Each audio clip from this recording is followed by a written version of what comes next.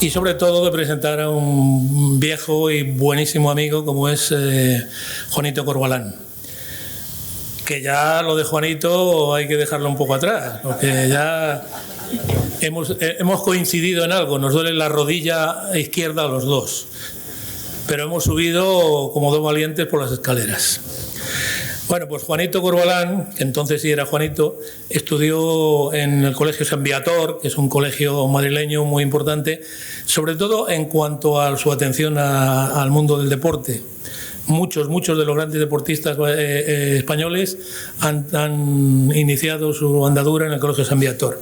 Después se fue al Colegio Claret, aprobó, como es de suponer, un tipo tan listo, aprobó la primera el examen de Estado y entró en la Facultad de Medicina de la Universidad Complutense.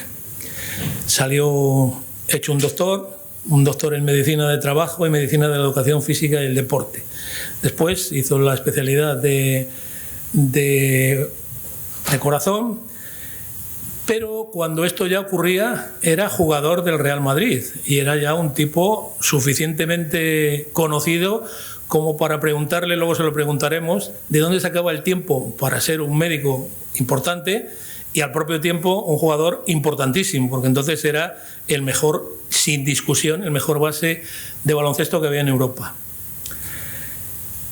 En el Madrid ha estado nada más y nada menos que 18 años, y 16 temporadas, perdón. Cuando alguien está tanto tiempo en un club como el Madrid, tiene que ser buenísimo como jugador y bueno también como persona, porque hay muchos buenos jugadores que han salido por la puerta de atrás. En esas 16 temporadas, desde 1972 a 1988, pues ganó 14 ligas, 7 Copas del Rey, 3 Copas de Europa, una Recopa de Europa, una Copa Korak y 4 Copas Intercontinentales. Fue nada más y nada menos que 177 veces internacional con la selección española y también fue capitán y jugó 11 veces nada menos que con el combinado europeo, con la selección europea de los mejores jugadores de los distintos equipos nacionales. Entre los éxitos con la selección hay que destacar pues, la medalla de plata olímpica, aquella medalla de plata inolvidable de Los Ángeles, que mantuvo a España despierta hasta las 7 de la mañana porque había que jugar contra los Estados Unidos, que tenían un equipazo. Yo estuve en aquellos Juegos y bueno, ya fue milagroso que ganáramos a Yugoslavia, que tenía otro equipazo impresionante, con Petrovic, etcétera. Y allí Juanito pues, fue una de las grandes figuras del equipo español. Pero todo se acaba y este grandísimo jugador un día dejó de jugar baloncesto, se retiró para dedicar toda su atención al mundo de la medicina. Él ha trabajado en hospitales madrileños de primerísimo nivel, de máxima categoría, pero le llega, entonces en el Fórum Valladolid había un presidente que soñaba por la noche y al día siguiente decía, pues este sueño lo voy a cumplir. Y soñó que fichaba a Corbalán, porque le parecía poco que había fichado a Sabonis y a Tikhonenko y dijo, 2 buenos, no, 3 mejor. Y claro, se fue a hablar con Corbalán, que llevaba 2 años retirado. Y luego también le preguntaré qué le dijo para convencerle, qué le dijo o qué le puso encima de la mesa, lógicamente, para 2 años retirado y trabajando en un hospital, decir, me voy a jugar al Fórum. Bueno, pues jugó aquí una temporada, no jugó todo el tiempo que él hubiera querido y sobre todo que los vallisoletanos hubiéramos querido, porque tuvo una lesión al principio de temporada y empezó a jugar, creo que fue en el mes de diciembre más o menos, cuando ya estaba recuperado. Pero vamos, dejó constancia de su clase enorme, sobre todo en un partido contra el Real Madrid.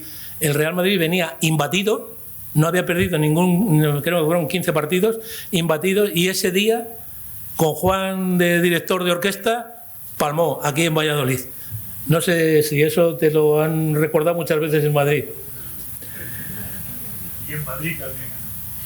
Y luego, pues después de la experiencia vallisoletana, volvió otra vez a la medicina y en la medicina sigue, afortunadamente para los enfermos que pasan por sus manos, porque no solo ha sido un jugador muy inteligente, sino que es un médico de enorme prestigio.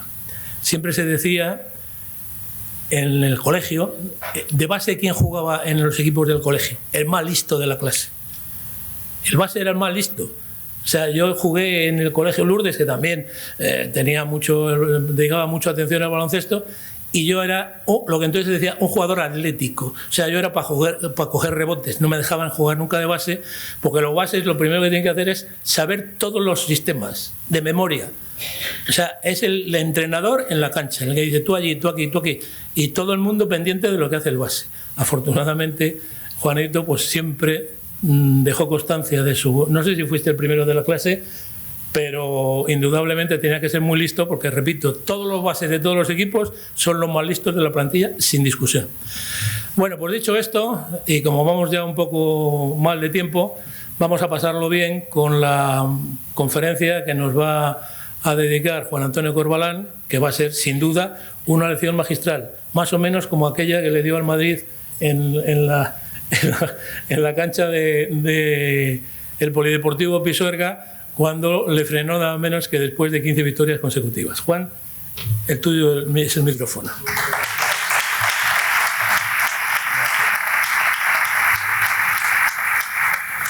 Bueno, muy buenas tardes ya a todos. Hablar el último en cualquier actividad de donde sea, del mundo, de autonómico o no autonómico, es terrible porque sabes que vas al final media hora o 3/4 de hora después. Por lo tanto, yo más o menos me lo imaginaba, y aunque tengo una presentación que está llena de experiencias y de opiniones sobre determinados temas, casi seguro va a estar más llena de preguntas. Yo creo que una de las cosas buenas que tiene nuestra vida es que por cada solución que vamos encontrando se nos abren muchas más preguntas que certezas. Creo que en realidad la vida es un poco eso, y es muy malo llegar al momento en que lo sepas todo, porque cuanto más sepas, más cerca estás del final. Aprender, aunque sea cada día una cosa, es uno de los secretos de la vida. Tengo que decir que voy a hablar un poco al contraataque. Hay muchas cosas que me gustaría extenderme más, pero ya que yo me caractericé por ser un jugador más o menos rápido y que nuestros equipos jugaban mucho al contraataque, pues voy a hacer una conferencia al contraataque. Aquí tenéis el inicio de lo que es mi conferencia, y mi conferencia se inicia con mi primera experiencia baloncestística seria, aunque yo empecé a jugar a los 9 años. Este equipo que tenéis ahí detrás era el equipo de nuestro colegio San Viator, que en aquella temporada éramos de los pocos colegios de Madrid que jugaba competición de federación. No jugábamos contra otros colegios, sino jugábamos contra Estudiantes, contra el Madrid, contra Vallehermoso, contra Canoe, contra los grandes clubes de Madrid. Y bueno, teníamos realmente un equipo muy bueno, y quedamos campeones de Madrid nosotros, a costa del Real Madrid, que quedó segundo, y Estudiantes, que quedó tercero. Y eso se repitió, como sabéis, en las categorías. Cada 2 años se hace una categoría nueva. Cuando te toca en el año pequeño, pues no aspiras a mucho, pero el segundo año ya eres de los mayores, y entonces quedamos campeones de Madrid en infantiles, en juveniles, que es esta, y en minibásquet también, que era la categoría previa. Bueno, pues ahí están todos mis compañeros, los que hicieron posible la realidad que a mí me tocó vivir en el mundo del baloncesto, donde el baloncesto ahí me ofreció un escenario en el que realmente los sueños me atropellaron. Yo pasé de ese equipo, yo ahí tenía 15 años, a partir de ahí me fichó el Real Madrid para jugar en su equipo juvenil, y pasé una temporada, y en la mitad de la temporada siguiente, Antonio de Miguel, que me había llevado, aún siendo juvenil, me había llevado a la selección junior española. Jugamos en León, precisamente un pre-europeo, y a mitad de esa temporada me llevó a la selección nacional sin haber sido todavía jugador de primera división. Por eso es que digo que a mí realmente pasó 1 año y medio, 1 año y 8 meses, desde esa foto que tenéis ahí, yo estaba abajo a la derecha, a ser internacional con el equipo nacional en los Juegos Olímpicos de Múnich. Bueno, pues ese paso que fue desde el colegio a la máxima expresión de un deportista, que es representar a tu país, ese paso no es un paso que sea instantáneo, ni que sea un paso por generación espontánea, ni que ocurra de una manera por un determinismo biológico, no. Eso tiene una serie de procesos y tiene una serie de elementos que conforman una realidad, no la seguridad absoluta, pero sí una realidad favorecedora o una realidad que impide el desarrollo del talento deportivo. Me refiero al talento deportivo, pero me refiero también al talento médico o a cualquier talento profesional. Nosotros, para que podamos ser realmente grandes en cualquier disciplina, necesitamos de unas condiciones personales, pero también de un entorno y de unas personas y de una serie de factores que se aglutinan en torno a nosotros. Por cada uno de los grandes deportistas o de los grandes profesionales hay legiones y legiones de deportistas que quedan como en un iceberg en la parte sumergida del agua. Nunca verán el agua. Nunca serán nadie reconocidos por nadie y, sin embargo, no dejan de ser la base sobre la que se sustenta el gran deporte. En la legión de personas anónimas que favorecen que unos pocos tengamos o vayan a tener en el futuro la fortuna de ser de ese 1/9 del volumen que asoma su superficie al aire en contra de los 8/9 que permanecen sumergidos delante del agua. Por lo tanto, me gusta siempre decir que el éxito de uno es un poco mérito de casi todos, porque si no tienes las personas adecuadas a tu lado, no solamente como compañeros de juego, sino también en otros ámbitos del deporte, y no los tienes cerca y no te pueden ayudar, muy difícilmente tú hubieras podido llegar al mismo sitio.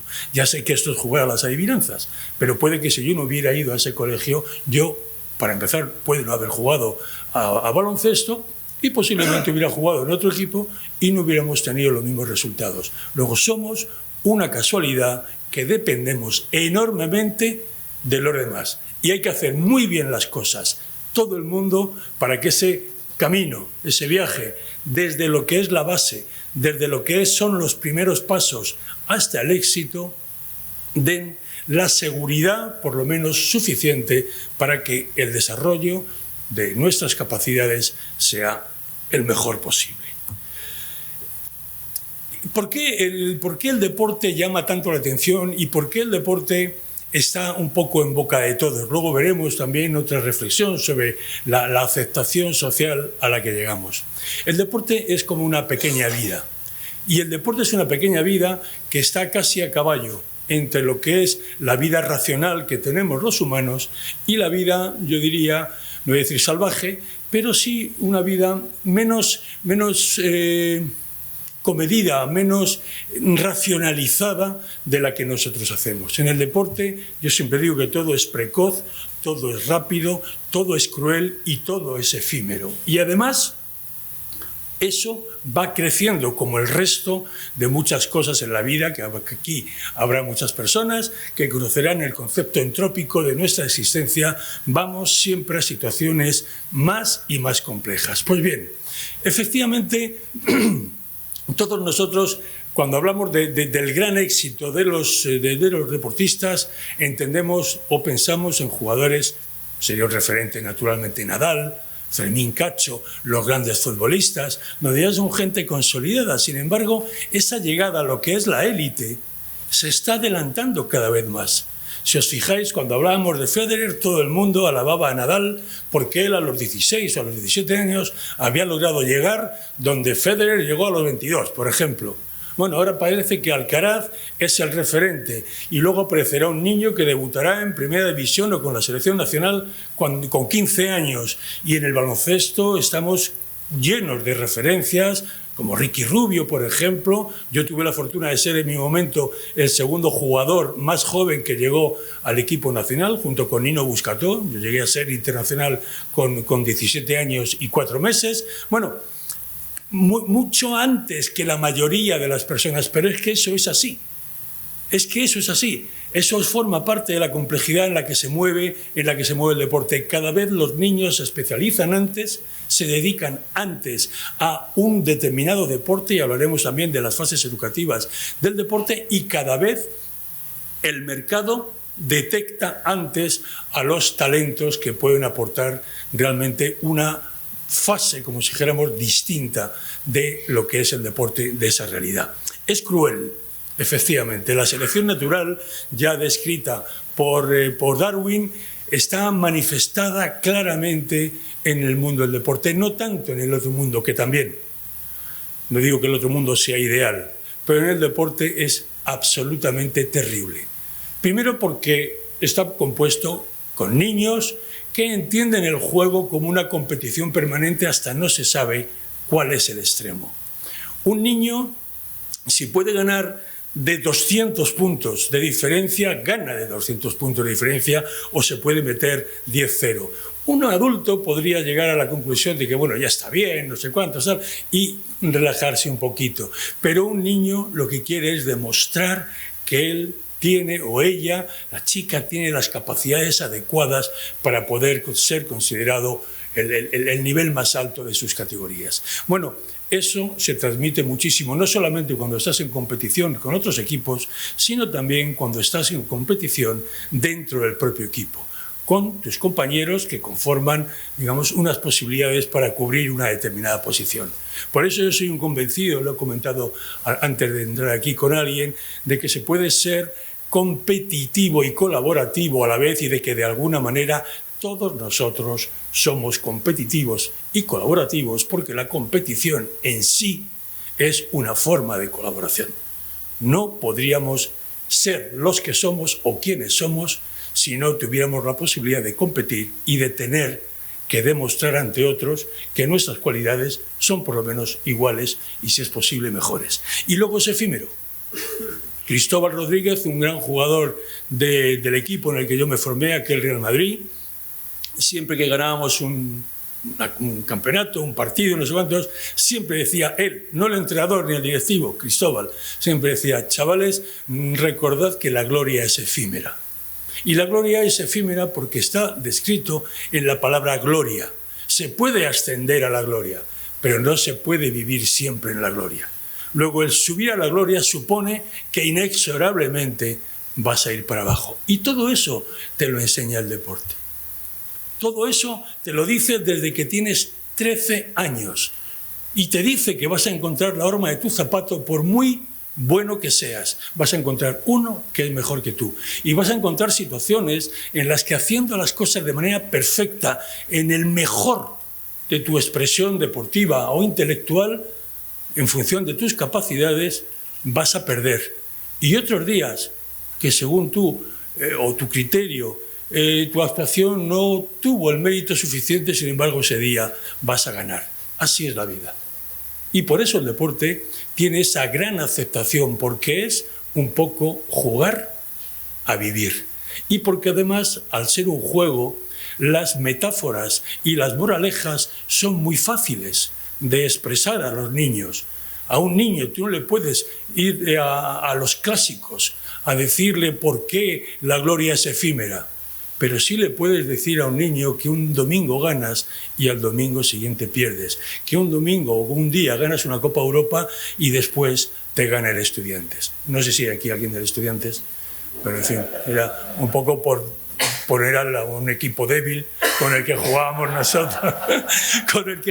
nosotros, muy habitualmente, que para ellos éramos como un referente a batir permanentemente. Entonces nosotros en aquel Madrid teníamos como 3 partidos que eran vitales para nosotros por esa relación tan directa, que uno, lógicamente, era Estudiantes por proximidad. Dice, el vecino no te puede ganar nunca, y luego el Juventud de Badalona y el Barça, porque eran nuestros adversarios de nivel naturales. Luego, poco a poco, han ido saliendo muchos más equipos, pero yo ya no los cogí, digamos, en su mejor expresión. Pero, en fin, lo que quería deciros es que el deporte realmente es una escuela de vida. Y como escuela, es algo que nace en las edades más bajas. Es decir, si nosotros entendemos el éxito como la subida a una montaña y el inicio como el empezar en el valle, ¿qué parte de la montaña es la más importante? ¿Son los últimos metros? Que lo son. ¿Cuánta gente llega a 100 metros de la cima del Everest? Analizan si le quedan fuerzas suficientes y deciden si bajarse, quedarse esperando mejores condiciones o enfrentarse a esos 100 últimos metros. Mucha gente se baja. Bueno, eso es la vida. no podemos tener todas las respuestas. Pero yo siempre digo que es absolutamente imposible iniciar cualquier camino, llegar a 8.878 metros si no has hecho el primer metro. No puedes ir a Santiago de Compostela sin dar el primer paso. No puedes ser un gran deportista, ni puedes ser un gran profesional, no puedes hacer nada si no eres capaz primero de haberlo pensado y después de iniciar el compromiso que supone contigo mismo y con el resto de los implicados en iniciar esa tarea.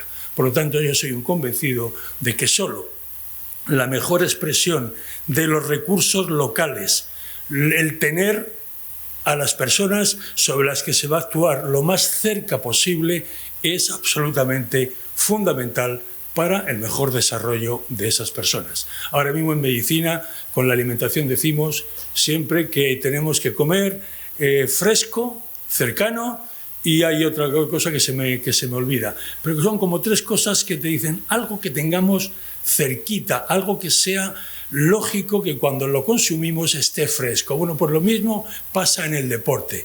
Tenemos que generar las estructuras suficientes para que cualquier niño o niña que empiece a desarrollarse en cualquier ámbito de nuestra geografía nacional sea vista por personas con capacidad suficiente para poder coger ese talento y llevarlo a las mejores expresiones. No tiene que llegar ni el Barcelona, ni el Madrid, ni el Bayern de Múnich, ni nadie a que vaya a descubrir un talento que tenemos nosotros en el portal de al lado de nuestra casa. Por lo tanto, el elemento de proximidad os compromete a todas las organizaciones deportivas que estáis más cercanas al deportista a tener ese criterio de decir, si hacemos bien nuestra tarea, estas personas tienen que estar perfectamente identificables y cuanto antes lo estén, mejor será su desarrollo. El elemento fundamental que subyace detrás de todo esto es que cómo hemos llegado aquí a devanarnos los sesos para intentar explicar algo que una vez que lo sabes parece absolutamente evidente. Bueno, pues eso es así porque el deporte no fue un continuum desde que se inició. Se inició de una manera y ahora mismo estamos en un peldaño totalmente distinto. El deporte se inicia, obedece con los Juegos Olímpicos, es la primera referencia clásica que podamos tener, y entonces aquello era un devaneo casi religioso, era una ofrenda a los dioses, era deciros a vosotros, a Zeus y a Atenea, os damos lo mejor de nuestra expresión.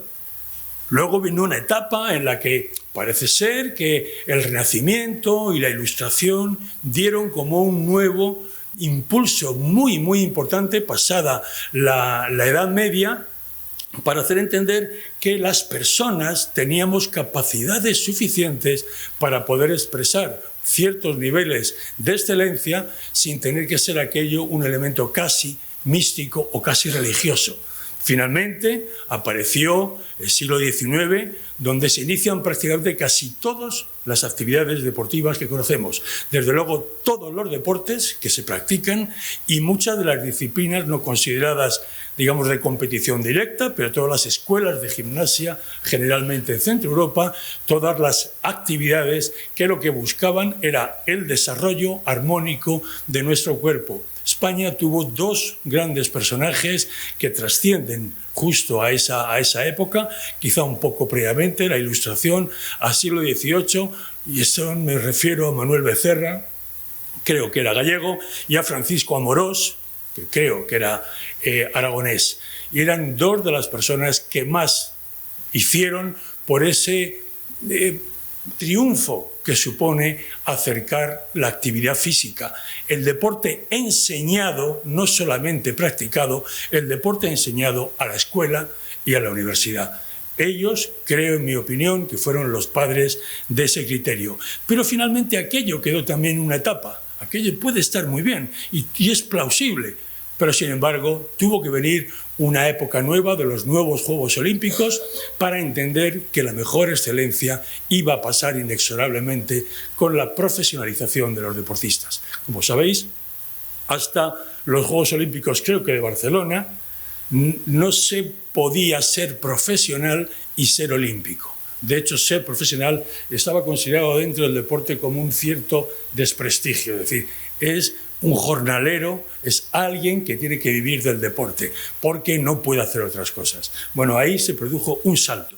Un salto que yo no me meto en cuanto al elemento social o del individuo, pero sí me meto en cuanto al elemento que si no entrenan los mejores y no compiten los mejores, difícilmente vamos a poder dar la mejor expresión de cualquier actividad que tengamos delante de nosotros.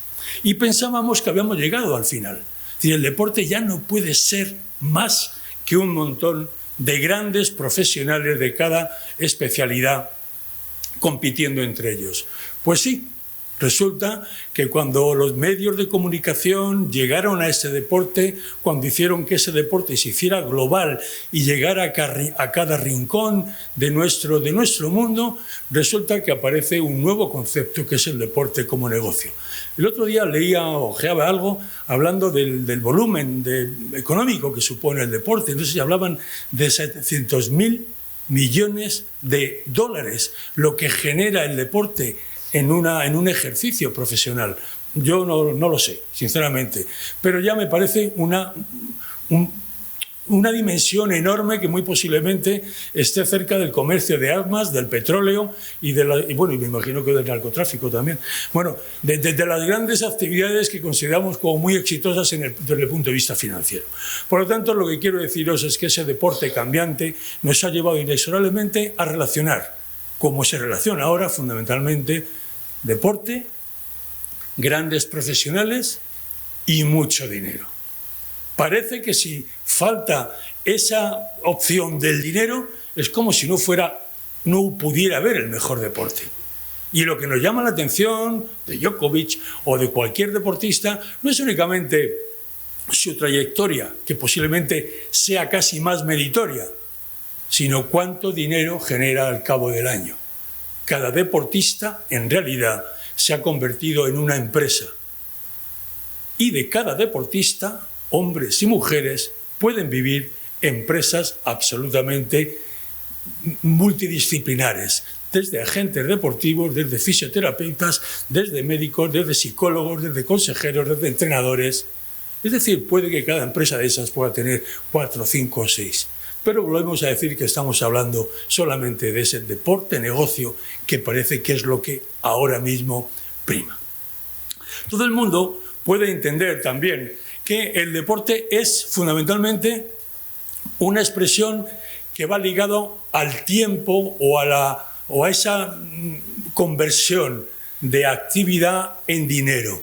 Pero no es así exactamente. Hay determinadas actividades en esta vida, yo hablo por ejemplo de la educación, hablo de la sanidad y hablo del deporte, donde el éxito no tiene que estar marcado solamente por cuánto ganamos, de dinero me refiero.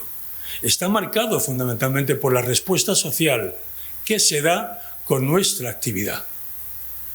Cualquier gran deportista tiene que saber que ganará o perderá, pero en esa persona están puestos las ilusiones, los ojos y el mejor de los sueños de muchos peldaños de edad que están por debajo de ellos. Por lo tanto, el deporte tiene que pagar también en ejemplo. El deporte paga en ilusiones, el deporte paga en una sensación de que aquello que estamos haciendo, aun siendo un juego, es algo que influye muy directamente y ayuda muy directamente en dos criterios que para mí sí son los fundamentales: en la educación pública y en la sanidad pública. Digo pública porque tiene que ser algo que esté al alcance de todos. No podemos entender que de un deporte especialmente elitista y especialmente profesionalizado, eso vaya a ser únicamente válido para aquellas personas que puedan tener un estatus similar. No. En ese momento el deporte se socializa completamente y esos ejemplos acaban siendo base para que muchas personas puedan entender que ellas también pueden tener esa capacidad para lograr esa mejor expresión.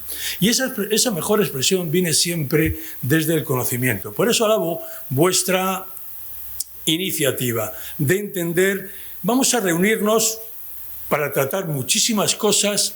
Posiblemente nunca encontremos una solución que sea genial y que cambie nuestras vidas, Pero sí es verdad que cambiando conocimiento, todo el mundo tiene la capacidad de saber más. Y sobre todo, todo el mundo tiene la capacidad de poder hacer de ese conocimiento, de esa sabiduría, un valor social. Porque es lo que da trascendencia a todo lo que hacemos los humanos. Tiene mucho mérito que cada uno de nosotros hagamos muchas cosas, consigamos muchos elementos que nos adornen.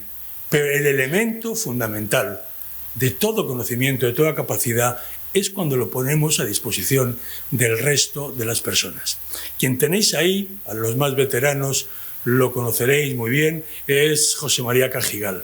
José María Cajigal fue el padre, un ex jesuita, fue el padre de los antiguos INEF, ahora ya no sé cómo se llaman porque es una palabra mucho más, facultades de educación física.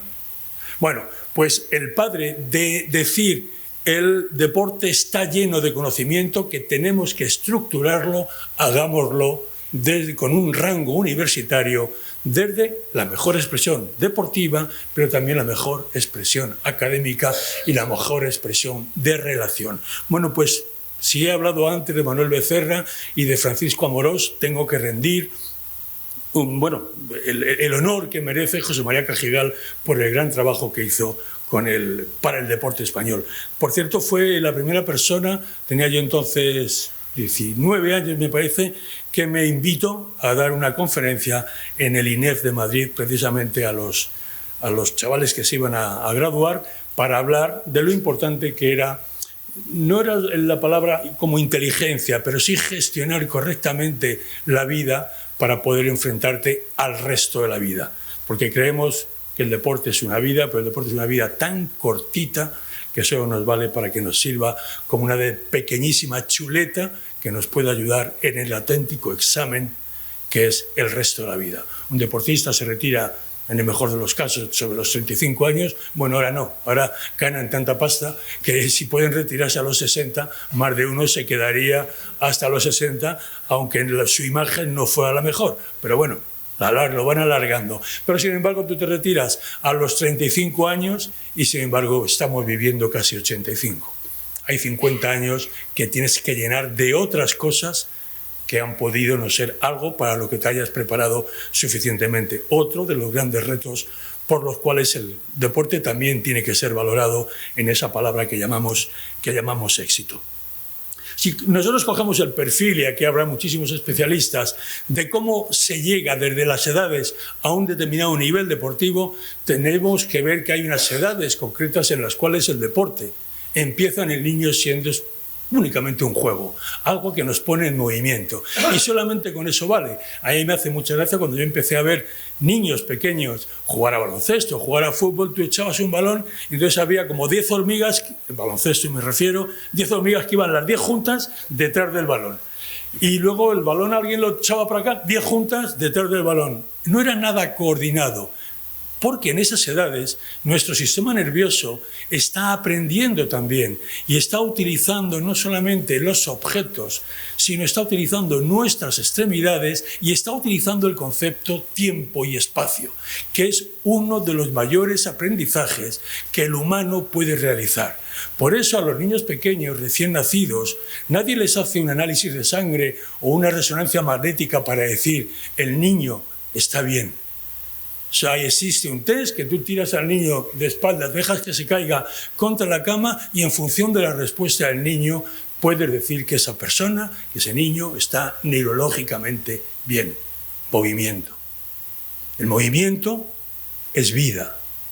La quietud es el inicio de la muerte inexorablemente. Por lo tanto, hay que entender que cada edad tiene una expresión distinta de ese movimiento.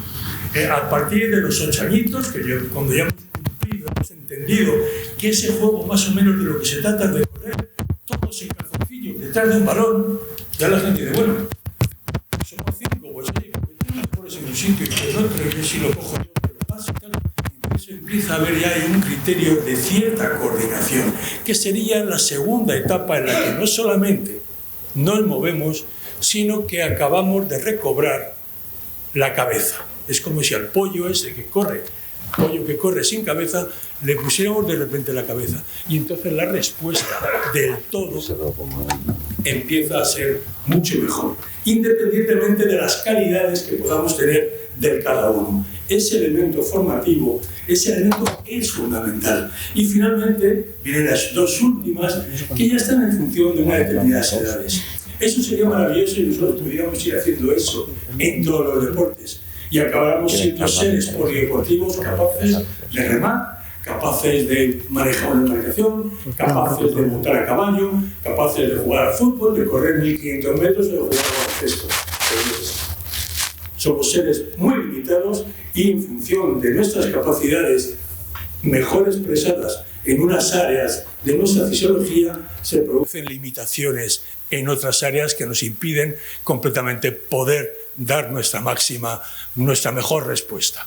Y entonces tenemos que especializarnos. Y se supone que sobre los 15 años esas edades son convención. No me las he inventado yo, eso está en todos los tratados que se dan sobre el desarrollo deportivo de los niños, pero son convenciones, porque los 15 no los 14. Efectivamente, en algunas personas todo eso se produce muchísimo antes y en otras muchísimo más tarde. Pero a los 15 años tú puedes tener muchas aficiones, pero tienes que ir buscando una que creas que va a ser tu mejor expresión.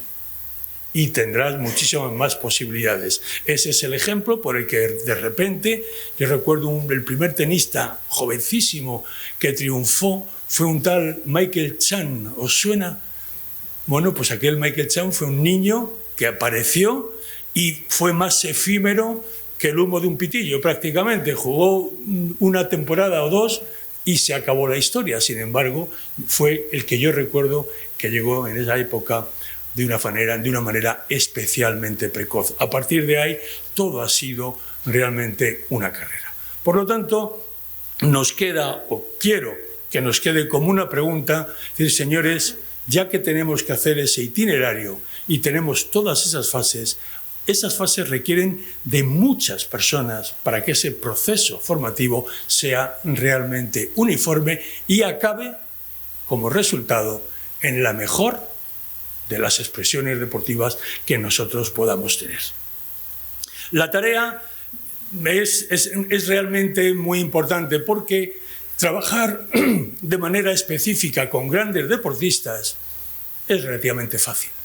Prácticamente un gran deportista sabe lo que tiene que hacer. Es muy bueno que tenga grandes entrenadores y es muy bueno que tenga otras personas que estén cerca y le ayuden en ese camino, pero un gran deportista prácticamente podría entrenarse casi solo. Es una opinión que tengo yo, que a muchos entrenadores no les gusta, pero yo siempre pongo el ejemplo de que cualquier equipo de cualquier disciplina o cualquier deportista de cualquier disciplina podría hacer esa disciplina sin entrenador.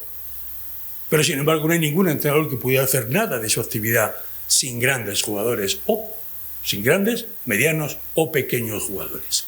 Por lo tanto, la dependencia no es del jugador respecto del entrenador, sino del entrenador respecto del jugador. Aquel entrenador que es capaz de crear grandes jugadores, para mí, es la mejor expresión del entrenador.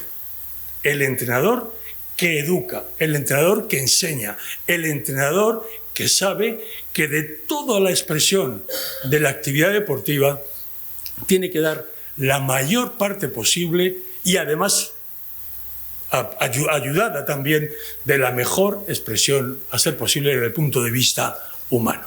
Señores, aprender es prácticamente todo.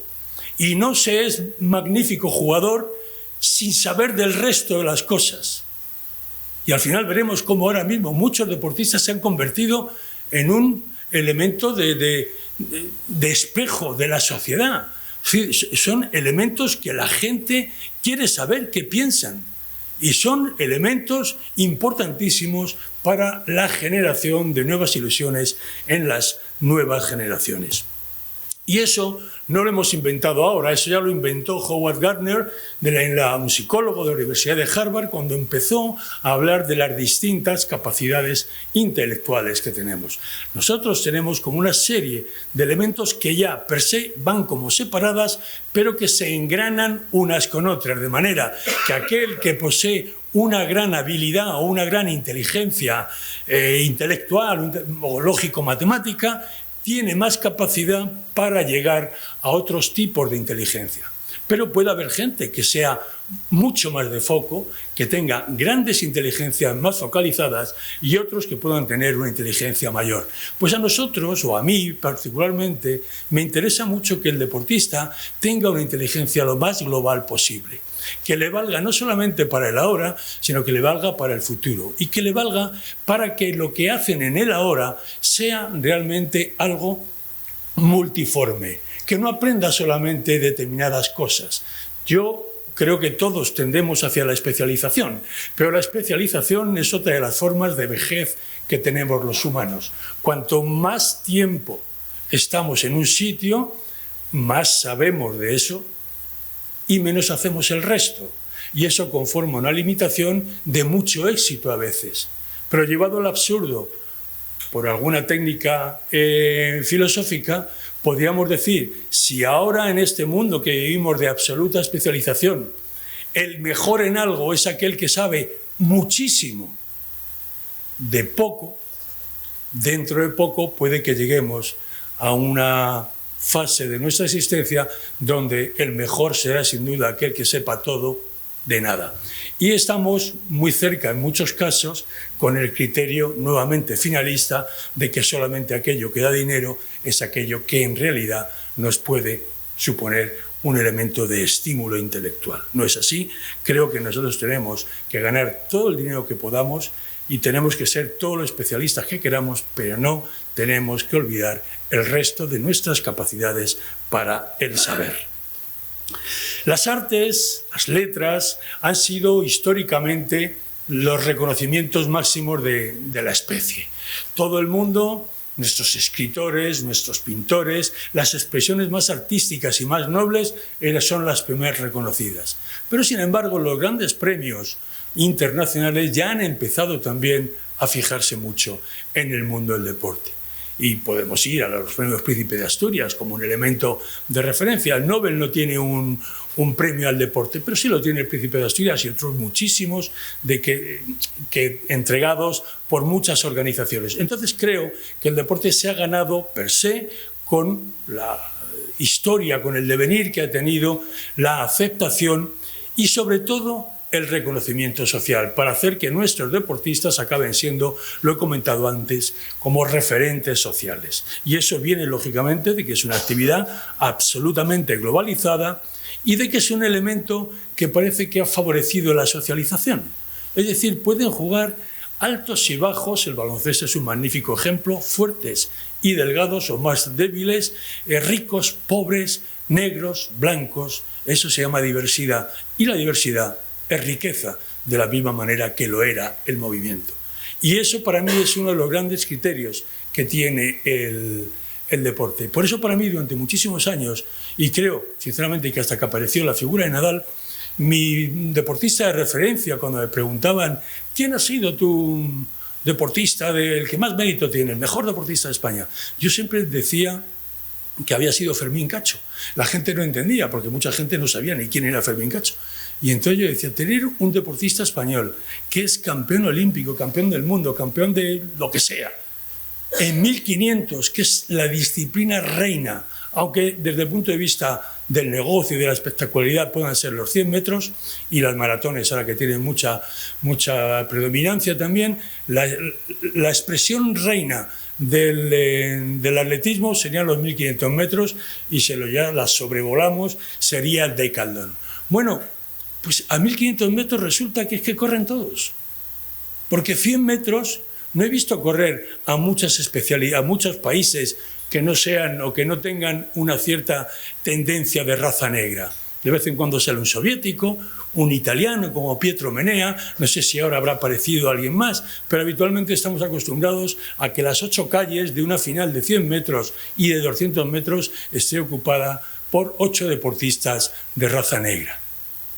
Sin embargo, esto lo que nos está diciendo de alguna manera es que esa diversidad es absolutamente importante, aunque no podamos optar al rendimiento que pueden tener determinadas colectivos sociales sobre otros.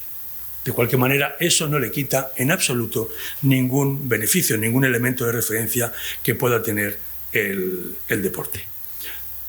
Me gusta decir que en ese camino, ese itinerario que va desde el deportista de base al deportista profesional, también he leído recientemente que solo 1 de cada 16.000, y me parece poco, sinceramente, y ahora diré por qué, de 16.000 aficionados aparece un deportista profesional. No quiero decir figura, entiendo como profesional aquel que es capaz de vivir de esa manifestación como si fuera una profesión. Pero en ese deportista de base solo se contemplan a aquellos que están federados. Sin embargo, todos sabemos en nuestra experiencia que también por cada deportista federado puede que haya 10, 15, 20, 100 o 1000 deportistas aficionados que no están federados en ningún sitio. Deportistas que entrenan. Yo hice un estudio sobre los hábitos de los deportistas en sus distintas etapas y hay deportistas aficionados que no ganan un duro y entrenan 16, 12, 14, 16 horas a la semana sin ganar nada y teniendo que trabajar y pagándose su deporte. Imaginaros la cantidad de gente que cada vez entrena más sin ninguna aspiración, únicamente por el criterio del motivo de superación que puede suponer el deporte y de la capacidad de interactuar con otros aficionados, con otras personas, con otros ciudadanos, con los que puedan encontrar algunos criterios de excelencia. Pues ahí lo tenemos. Y eso nos da también un elemento muy importante. A medida que dedicamos mucho más tiempo a esa formación, a ese tiempo de entrenamiento para poder dar nuestra mejor respuesta, tenemos que compatibilizar muchos mundos en menos tiempo. Yo creé una empresa que nunca llegó a ponerse en marcha, pero estuvimos cerca en un momento determinado, que era, ahora hay un montón ya de agentes que se dedican a sus pupilos, a sus grandes deportistas, y yo en aquella época intenté explicar que la vida realmente de un deportista, una vida, como hemos dicho antes, efímera, se expresa fundamentalmente en esas 4 líneas que tenéis ahí. Primero, la línea deportiva; segundo, la línea familiar; tercero, la línea académica; y cuarto, podríamos decir, la línea financiera. Si alguno de esas 4 facetas de desarrollo a medida que vas creciendo en edad no se va cumpliendo hasta un determinado nivel, el éxito que pensamos que estamos obteniendo puede que sea un éxito que nos salga especialmente caro. El primer elemento, naturalmente, es lo deportivo. Si nosotros queremos reconocer a alguien, tendremos que tener buenas marcas, tenemos que tener campeonatos, tenemos que tener una buena imagen de esa persona haciendo la actividad por la cual es venerado. Pero no es menos importante el ámbito familiar en ese desarrollo. Hay muchas personas para los cuales el primer elemento de riesgo en su desarrollo deportivo está dentro de la familia. El primer enemigo de muchos deportistas pueden ser sus padres y sus madres. El primer elemento. Pero además también hay otros elementos que tienes que tener perfectamente cubiertos si tú quieres que el desarrollo final de esos 55 años o 50 años que nos van a quedar pendientes de vivir, también tienes que cubrir, y me refiero a la faceta académica. Esto es una de las cosas que he hablado en muchos colegios, en muchas universidades, y creo que comentabas que luego me ibas a preguntar. Bueno, yo le digo a todos los estudiantes a los que les cuento estas cosas que no se trata de exigir que todo el mundo acabe siendo ingeniero de caminos o físico matemático, que ahora parece que parece que es la carrera ahora más demandada o la más valorada entre nuestros jóvenes. Bueno, yo no pido que tú hagas esto. Lo que sí pido es que, siendo un profesional del deporte o siendo un aficionado, cubras las parcelas de conocimiento suficientes para que cuando se te vaya la afición o se te acabe la fuente de dinero, estés en disposición de poder estudiar lo que quieras. Yo siempre digo, tú sácate el carné de la pole position Y tú cuando acabes tendrás tu certificado que dice yo puedo ser universitario o puedo optar a estudios de cierto nivel superior. No se suele entender bien. Porque una de las características que tiene la juventud es la gran capacidad que se tiene para valorar el ahora, pero la poca dimensión que se tiene en mirar al futuro. Y posiblemente parte de todo ese capital tenga que partir de todos vosotros. No solamente a los entrenadores, sino de los directivos, de las federaciones, de las distintas organizaciones que tienen importancia en ese desarrollo del deportista de una manera integral. Por eso creo que también la última parcela, la parcela financiera, acaba siendo como la guinda del pastel. Aquella persona que no tiene bien cubiertas las tres primeras suele caer en un riesgo alto de echar por tierra también la financiera. Y sin esas cuatro parcelas, difícilmente el deportista va a poder hablar de un éxito. ¿Cuántos hemos visto? Dicen que la NBA, el 70% de los grandes jugadores de la NBA a los 10 años están arruinados, cosa que nos parece imposible. Gente que gana 9 millones de euros, 7 millones de euros, un montón de millones de euros y lo mantienen durante 10, 12, 14 años, ¿cómo pueden arruinarse? Bueno, pues porque en la vida, lógicamente, primero lo que se gana fácil, se gasta fácil, y segundo, cuando tú te planteas qué hacer con un bien que tú tienes, en este caso el dinero, ya no es tan fácil.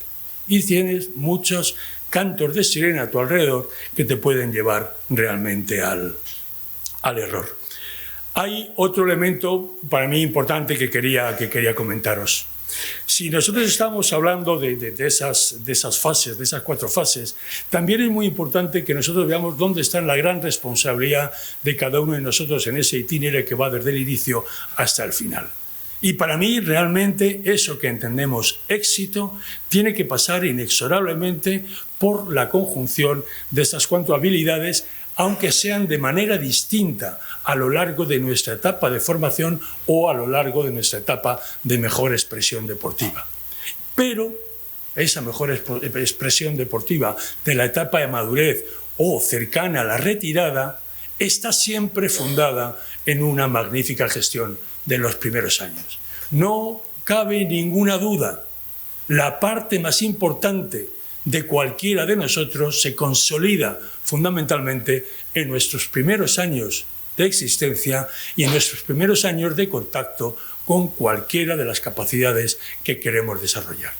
Por lo tanto, no estamos perdiendo el tiempo cuando dedicamos fondos a esa etapa. No estamos perdiendo el tiempo cuando hacemos que estructuras más pequeñas puedan llegar mejor a esos deportistas. Estamos ganando tiempo y estamos ganando realmente el mejor cuidado, la mejor detección y el mejor desarrollo. Afortunadamente, ya en España no tenemos que depender de los dos polos de Barcelona, Madrid, País Vasco, y podemos tener en cada rincón, en cada sitio, podemos tener un gran profesional que acompañe este tipo de carreras. Lo que es un hecho y lo que me gusta remarcar siempre cuando hablo de estos temas es que tenemos tarea para todos. No es fácil, no es cómodo en muchas ocasiones, pero solamente desde ese concepto de saber que no siendo fácil y no siendo cómodo, estamos realizando aquello que la sociedad nos demanda y aquello que sobre todo nos demandan nuestros deportistas, que son el objeto que nos da de vivir y nos da de comer. Por lo tanto, creamos que ese es nuestro camino y hagámoslo realmente con ese criterio de responsabilidad y ese criterio de trascendencia que, como decía Cajigal, es poner nuestras posibilidades a disposición de los demás. Y nada más, decirles que muchísimas gracias, ha sido un placer estar con todos ustedes y lamento haberme pasado mucho tiempo. Gracias.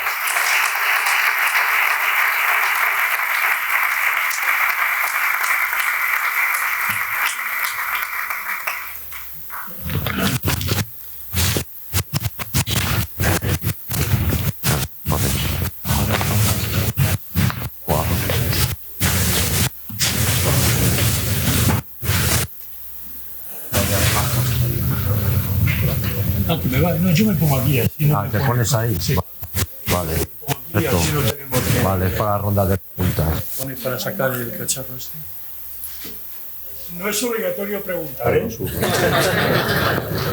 Lo digo pues 2:30 pasadas.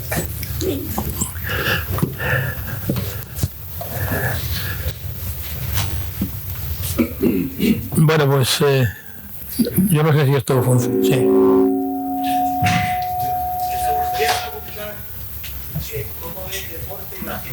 ¿Cómo ve el deporte en la gente mayor? Yo estoy totalmente de acuerdo con lo que ha dicho. Es un drama ver deportistas de élite a los 35 años convertidos en un juguete roto, pero más allá de la competición y de todo, el deporte en la gente mayor se está trabajando en una línea correcta.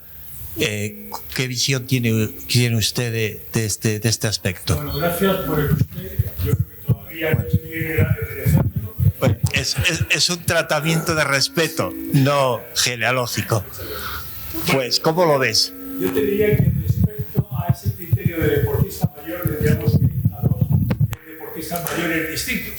El deportista profesional que alarga su carrera hasta hacerse mayor intentando sacarle más rendimiento, en cuyo caso en muchas ocasiones llega a unas expresiones deportivas muy por debajo de lo que todo el mundo tenía en mente de él. A mí eso me parece que alguna persona cercana a él le tendría que decir, aconsejar en cada momento, decirle, oye, yo creo que va siendo hora de que vayas diciendo adiós. Y luego hay otro concepto de deportista mayor, que está dentro de ese iceberg en la parte de abajo. Ese deportista mayor que nunca ha sido nada, pero que ha encontrado que el deporte le paga con salud, que el deporte le paga con socialización, que el deporte le paga con calidad de vida.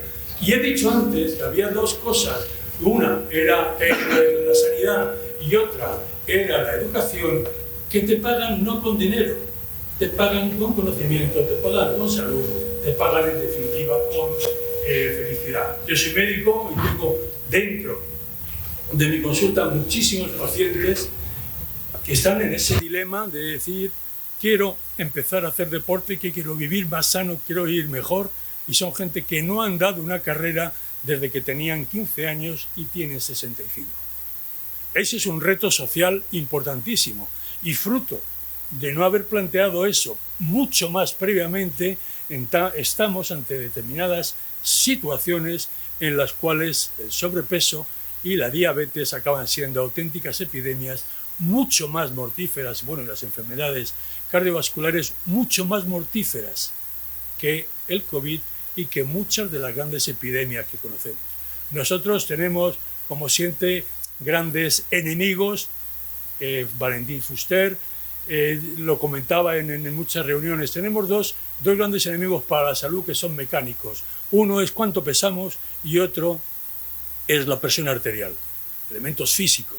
Luego tenemos tres que son más o menos que son químicos, que es el colesterol, que es la glucosa elevada, y no me acuerdo cuál es el tercero. Y luego hay otros dos que son fundamentalmente de formas de vida. El sedentarismo es fundamentalmente el más importante. Por lo tanto, nosotros tenemos que hacer sociedades donde la gente intente vivir lo mejor el mayor tiempo posible. Yo tampoco soy alguien que hipoteque la vida para decir, bueno, voy a vivir, quiero vivir solamente. No, yo sí quiero que vivas más, es para que se viva dignamente. Y por eso digo muchas veces que vivir con la calidad de vida que te dan los 95 años o los 90 años puede que no sea un premio suficiente.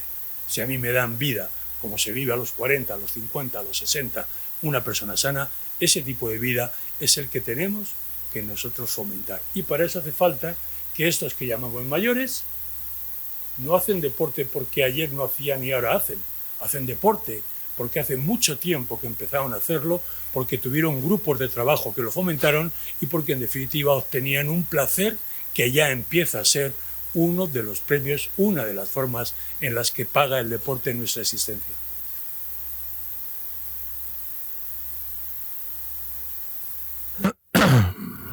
¿Cómo lleváis la rivalidad deportiva a los profesionales? Es decir, ¿cómo te llevabas tú con los jugadores del Barcelona en su día? ¿Qué tipo de relación teníais? Bueno, más allá de esa rivalidad. te voy a poner, he dicho antes que se puede ser competitivo y colaborativo. Los jugadores del Barcelona y los del Madrid, y a mí me gustaría que no quitaras de ahí en medio a los jugadores del Juventud, que durante muchísimos años fue el equipo de referencia que teníamos nosotros en Cataluña antes de que explotara el Barcelona. Nuestra relación es buenísima. Y digo buenísima desde el respeto. Es decir, si a mí alguien me preguntara cómo me llevo contigo, no sé cómo te llamas. ¿Cómo te llamas? Jesús. Pues Jesús.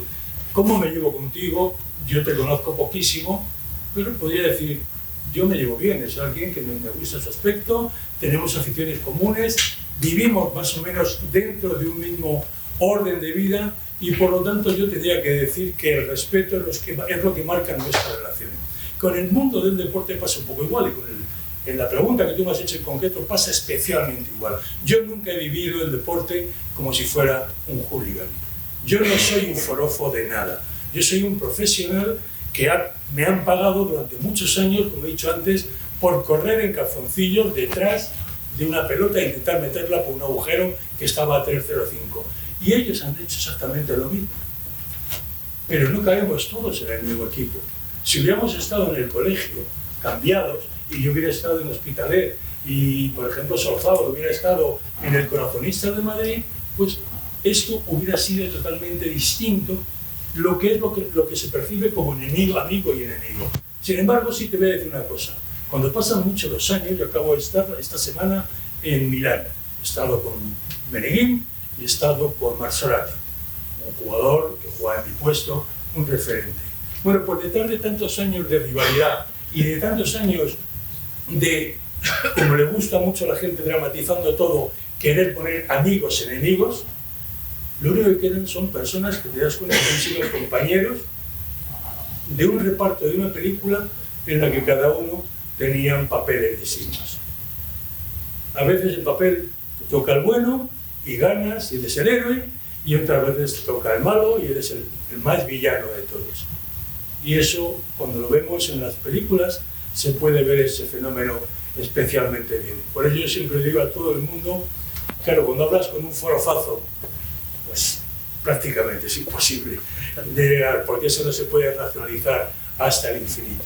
Pero sí les quito a todos esa idea de que mi posición es inalterable y de que yo, como aficionado al Madrid, tengo que odiar todo lo que venga del Barcelona y de Barcelona, ¿no? Yo entiendo, yo respeto tus opciones, digamos, emocionales, pero si algo distingue a los humanos es que tenemos un mínimo de racionalidad, no siempre lo demostramos, que tenemos que intentar cuidar. Por eso yo a los jugadores de Barcelona los entiendo a todos como grandes jugadores. En algún momento me ha tocado ser claramente enemigo con una cierta actitud, pero ahora mismo estoy en condiciones de admirar a todos ellos porque eran un poco la expresión que pudieron tener allí, en su tierra, en su pueblo, de la que teníamos nosotros en Madrid. Bernabéu, con el que yo estuve 3 años, nos decía siempre una cosa, dice, chavales, vosotros ahora ya no sois quienes sois, vosotros sois el Real Madrid. Y os voy a pedir un favor, siempre que habléis con aficionados, tenéis que respetar que todo aficionado sea del equipo de su pueblo. Entonces el deporte no estaba tan globalizado, entonces no podías tener gente de un sitio aficionado al Manchester, por ejemplo. Él decía siempre, la gente que sea del equipo de su pueblo, pero después tenéis que intentar, por vuestro ejemplo, que sean del Real Madrid. Bueno, pues yo creo que de alguna manera tanto el Barcelona como el Real Madrid han hecho muchísimo porque mucha gente piense en España y piense en estos grandes clubes como un elemento evidentemente de calidad a la hora de tener una opinión de nosotros. Y eso es fruto de los jugadores que han dado su mejor versión hacia afuera. Perdona que pregunte otra vez, pero el tema de los padres. Sí. Hace pocos días ha salido un vídeo. Hace pocos días ha salido un vídeo de un padre de tenista, pero bueno, todos los que estamos en el deporte sabemos el papel de los padres y cada vez es más horroroso, ¿no? Sí. En el sentido que se convierte en una especie de presionan a los niños, sobre todo en deporte infantil, presionan a los niños. Es una especie de... Yo no sé si es que solo ven dinero o ven una solución de vida a la carrera de su hijo, ¿no? Pero es que ¿cómo se puede educar a los padres en el deporte? Porque la verdad es que yo creo que estamos yendo hacia atrás, ¿no? Antiguamente quizás había padres que no querían ver a sus hijos haciendo deporte porque consideraban que era una pérdida de tiempo. Luego se pasó al padre que fomentaba el deporte como una actividad sana, con proyección, y ahora está el padre hooligan y manager. Entonces, ¿qué se puede hacer? Porque estamos derivando hacia un padre realmente...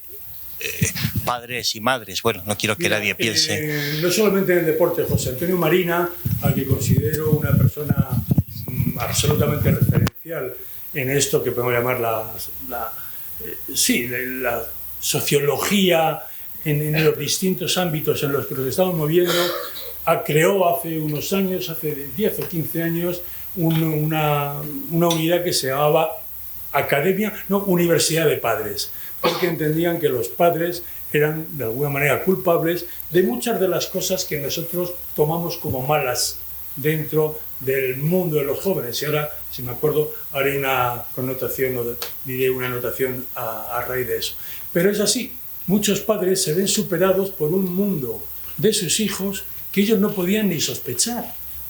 Personas normales, no tiene nada de malo que una persona trabaje en un banco, sea médico o tenga una profesión de más o menos nivel en lo que entendemos como escala social. Pero de repente aparece un niño o una niña, porque la irrupción de la mujer en el deporte ha sido otro de los elementos que ha cambiado radicalmente la cara desde ese concepto de globalización. Pero de repente aparece un niño y una niña que en un pispás te está ganando 1 millón de euros y ese padre o esa madre o ese familiar, en el mejor de los casos, podía sospechar que iba a ganar 1 millón de euros en toda su vida. Pues muchos de esos padres cometen el grandísimo error, como ocurre en la pequeña y mediana empresa, de saber que la respuesta puede venir dentro de la propia familia. Es un mundo que a ti te ha superado de lejos y tienes que ponerte en manos de determinados profesionales. No digo de muchos, pero sí de algunos que puedan ordenar esas 4 carreras que realmente hace el deportista. Y os he dicho que se iba a hacer un comentario de algo, pero se me ha olvidado ya. Pero bueno, lo que quiero decir en esa historia es que el padre haría muy bien en quitarse un poco del medio, porque las emociones son malos consejeros para tomar las decisiones adecuadas. Y porque además muchos de esos padres lo que encuentran en su hijo es una fuente que puede perpetuar su estabilidad financiera, que les puede hacer mejor y pueden asumir algunas responsabilidades para las cuales naturalmente no están programadas. En el supuesto de que siempre se tengan buenas intenciones, que el hecho de ser padre, madre o familiar no lo asegura al 100%. Me estoy acordando ahora de la tragedia de Arantxa, que yo no sé desde el punto de vista estricto cuál fue exactamente, pero claro, un hijo o una hija que acaba denunciando a sus padres por una mala gestión de su patrimonio, parece como algo chirriante, algo que dices, no se puede entender. Pero bueno, somos humanos y nuestras vidas no son fáciles. Juan. Bueno, son las 3 menos cuarto, ya es un poco... Bueno. Y nos vamos. Sí, nada, para terminar. Juan, quería agradecerte todo el discurso que has hecho y la ponencia, la verdad que me ha parecido brillante.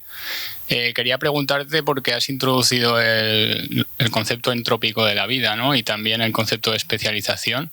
¿Cómo contrasta al final esa tendencia, ¿no?, a ese desorden, ¿no?, a esa diversificación con esa especialización hacia la cual tendemos? Es decir, en esa dualidad de especialización y diversificación, ¿cómo podemos manejarlo? Gracias. Pero, bueno, el manejarlo es lo que en realidad nuestra vida lo que trata de hacer es de poner un poquito de orden en un desorden que cada vez es mayor.